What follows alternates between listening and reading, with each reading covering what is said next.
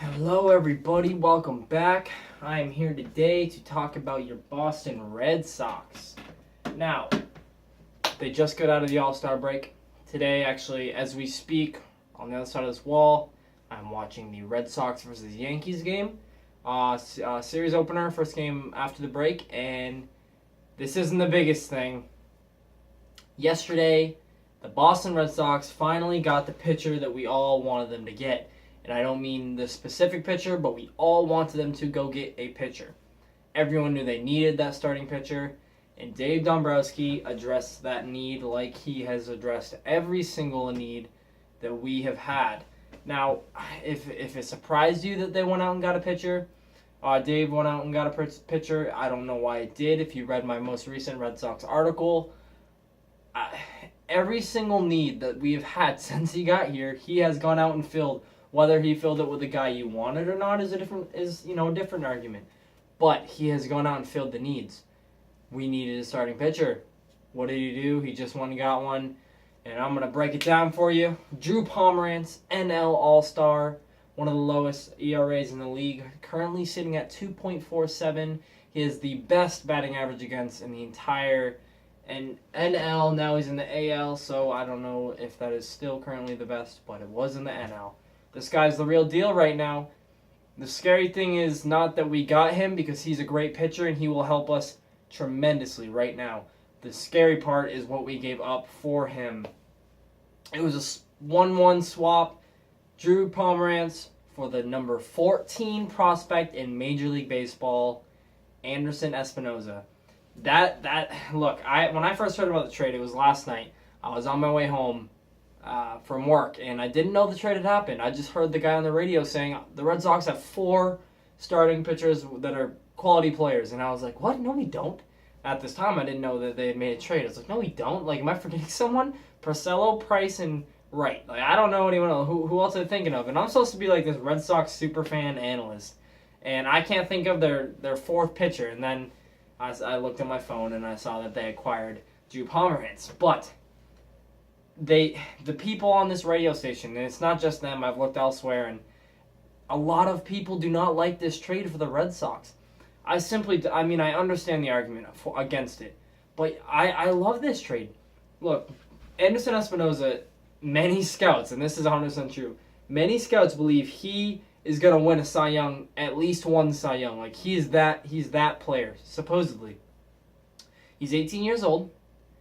And he's got a long way to go before he's in the bigs. And this is a farm system that is loaded. The Red Sox have the best farm system in the entire MLB, hands down. If this is where the Red Sox farm is, at number 1, number 2 is right here. And then number 30 is in hell. Like, they're way down there, you know.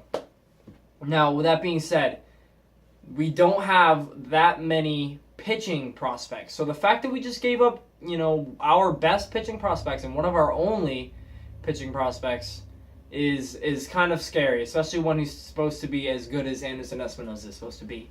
And the argument against this trade that I've heard a lot is, why would you give up someone who's supposed to be as good as Anderson Espinoza for an unproven commodity in Drew Pomeranz? Like, yes, he's having a great season this year, but he's never pitched 200 innings in a season, and the reason that is important to those of you who don't know, that's what a workhorse, that's what a top 3 starter should do every season, barring injury.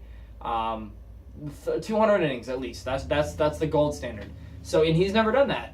He hasn't pitched that many years in the MLB, so it's not against him, but he's never done that. He's having a great season this year, but his total ERA is not, over his career, is not 2.47, it's about 3.6, which is still good. But you're giving up a potential superstar for someone who's unproven in the long, to last. And I get the argument, I really do, because Anderson Espinoza is supposed to be great. But you need to turn that argument around on yourself. For any of you guys who are upset that we gave him up, turn that argument around. You're saying you're giving up a top prospect who's supposed to be the next big thing for someone who you say is unproven, has never pitched 200 innings, has never proven that he can man a rotation, be the number 1 guy. Well, first of all, we are not trading for him to be the number 1 guy. That is not why we're trading for him. If he's a number 3 guy, that's about what we want him to be. Number 2, number 3. But he's sitting at number 4, so he's got a lot of room to wiggle room. But anyways, you're saying he's unproven. Look at yourself. Look at your argument. You are upset because you're trading someone who's 18 years old and has never pitched a ball in the MLB, and you're mad because the other guy's unproven. The other guy who just made an All-Star game is unproven. The other guy whose worst case scenario for the rest of his career, Drew Pomeranz's worst case scenario is a number 4 starter in the MLB. Anderson Espinoza, his worst case, working at Dunkin' Donuts in 2 years. His worst case is he never makes it to the league. You know what you're getting from Drew Pomeranz.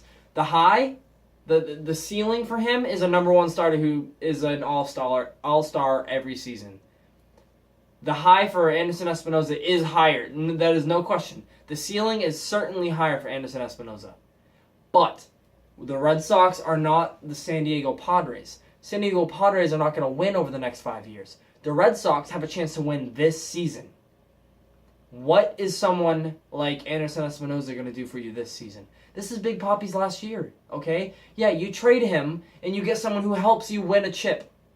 And Anderson Espinoza is not doing that. And I also find it very ironic that the day we trade Anderson Espinoza, the top prospect, is the same day we sign who everyone said was the best pitcher in this year's draft, Jason Groom. He had some off-field issues when it came to schooling, so he dropped. He was a perennial number 1 overall pick. Everyone thought it was going to be him, but it wasn't. He dropped because there were a lot of questions around that.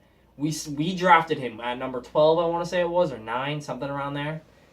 I watched the draft, okay, and they had 3 analysts who said he has the best curveball that they have ever seen in the draft.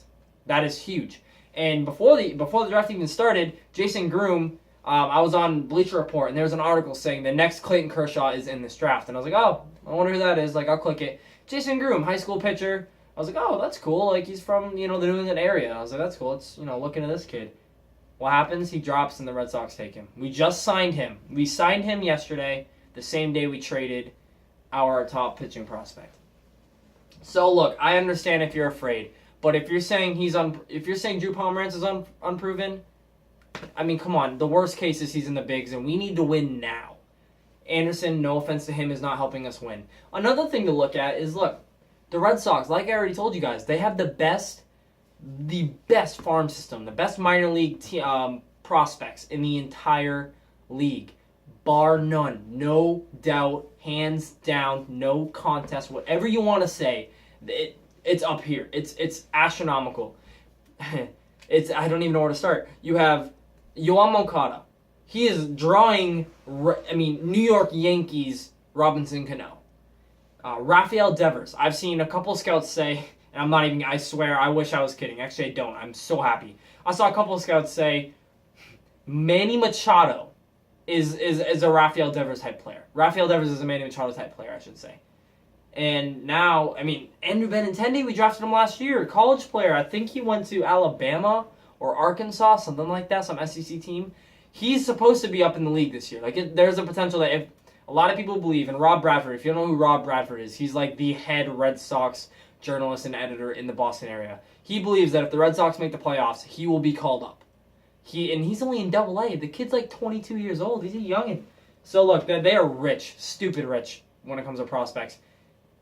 And they're still number 1, even though they just traded their best pitching prospect. Because they just drafted Jason Groom, and they still have all the players I just named. So, look at it like this. Yeah, we traded him. It sucks, Wow, you gave up your best pitching prospect. But you can do that if you are as fortunate as the Red Sox. You can afford to give up a player. You can mortgage your future. Okay, you can say, man, we're giving up our ace of the future in Anderson Espinoza, if you believe that's what he is. You can do that because they have other great prospects. Now, if you're a team, I don't know, I think the Angels I saw have like the worst farm system in baseball. If you're the Angels and you have Anderson Espinoza and you trade him for a player right now, if you trade him for Drew Pomeranz, A, they're not going to make the playoffs and win. They have no win now. And B, they just traded their only prospect. The Red Sox are in a position where they can make a trade where it's like, yikes, you just gave up your best pitching prospect, and they're still floating comfortably. That's one of the great things. That's one of the pros about having as great of a farm system as the Red Sox. So yeah, they might have lost one of their best players, best prospects, but they gained a player who's going to help them now. And not only that, he's no rental. Drew Pomeranz is no rental. And what I mean by that is he's not 1 year here. He's here for the rest of the season. He's here for 2017. And he's here for 2018. Then, free agency hits. But that's a long time. He's 27. He's in his prime. Okay? I get it if you don't like the trade. I get it. But you need to look at it like this. You don't know about Anderson Espinoza. Plus, we just drafted Jason Groom. Plus, we have all these other prospects. The Red Sox are primed to be good for years, even without Anderson Espinoza. Okay, you need to look at it from both sides. Like, I still get it if you're obsessed with Anderson Espinoza. And look, if he becomes a 3-time All-Star and the Red Sox, a 3-time Cy Young, and the Red Sox don't end up winning a World Series, we lost this trade. This trade we lost, but it's a risk you got to take. It's Big Poppy's last season. You have other prospects. Drew Pomeranz helps you right now. We are a win now team.